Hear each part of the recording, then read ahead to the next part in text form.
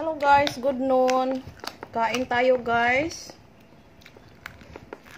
Meron akong pritong isda at saka may pinangkong.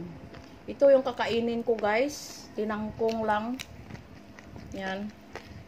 Tinangkong, dahon ng tinangkong. Gulay oh, ito oh, kadami oh. Yan. Yan. At saka may sabaw. Ito lang kainin ito, konting rice lang. Naku guys, mag-iingat tayo ngayon sa panahon guys. Sobrang init. Kahapon guys, dito sa Negros Occidental ay 40 degrees. Yung init. Yung init dito. Kaya napakainit hanggang ngayon. Napakainit. Summer na talaga. Pero parang sobrang init na ngayon ang naramdaman natin. Kaya ano lang tayo, inom ng maraming tubig. Inom tayo ng maraming tubig. Itong ulam ko nga, prito. Ito lang. At saka gulay. Anong gulay po ito? Ito.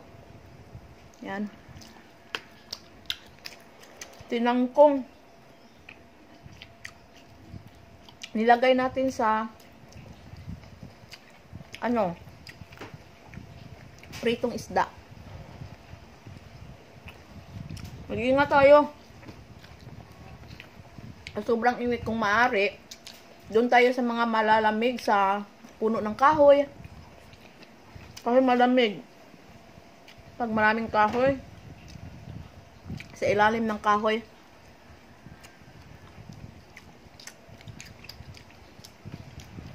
Iba kasi ang lamig ng punong kahoy kaysa loob ng bahay. Ang puno ng kahoy, ang iba, ang fresh na fresh ang hangin kaysa electric fan.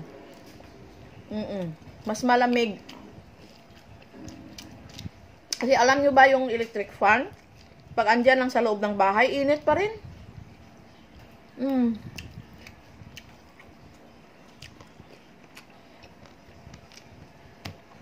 Kain tayo. Ito, gulay. Sarap. Ito lang, bumili ako ng 20 pesos na gulay. Mas mainam ang gulay ngayon. Gulay lang kinakain natin.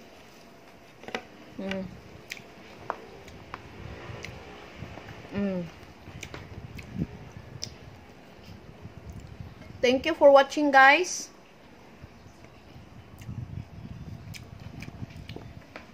Sa always na pag-support. Bye bye guys. See you for more videos.